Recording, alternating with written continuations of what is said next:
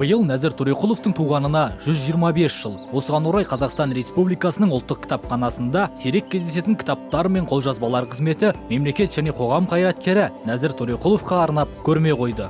Бұл кісінің сіңірген еңбектері көп, бұл кішкентай көрмеге бәрін сыйғызу мүмкін емес. Кітаптары, мақалалары біразын осы көрерменге ұсынып отырмыз. Әрине олар енді тағы да сол араб графикасымен жазылған. Бүгінгі оқырман зерттеушілер болмаса көбісі оны түсінбейді, оқи алмайды. Бірақ ол кісінің еңбектерінің біразы қазақ тіліне, орыс тіліне аударылып кеткендері бар. Іздеген оқырман таба алады.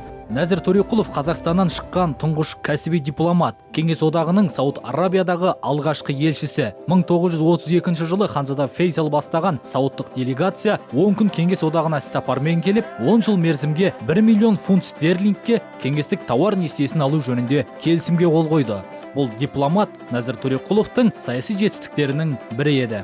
Нәзір Төреқұлов 7 тілді еркін меңгерген. 1937 жылы қуғын сүргінге ұшырап, ату жазасына кесілген. Осыны Сауд Арабиясының королі естігеннен кейін қарсы болған, қарым-қатынасты үзген. 1937 жылғы Кеңестер одағының бұл ісінен хабардар болған Біріккен Араб Әмірлігі біршама уақытқа дейін Кеңестер одағымен қарым-қатынасын үзген. Бүгінгі мынау Нәзір Төреқұловтың туғанына 125 жыл толуына байланысты өтіп жатқан көрме маған өте қатты ұнады.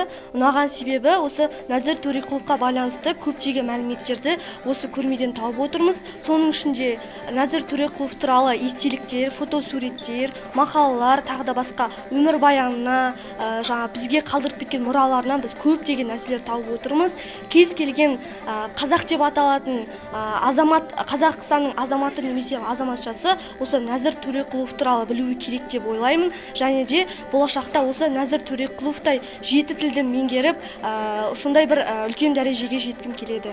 Көрмеге Нәзір Төреқұловтың кітаптарымен қатар мақалалары, біршама еңбектері қойылған. Алматы қаласының тұрғындары мен қала қонақтары осы жылдың соңына дейін Қазақстан Республикасының ұлттық кітапханасынан аталған көрмемен таныса алады.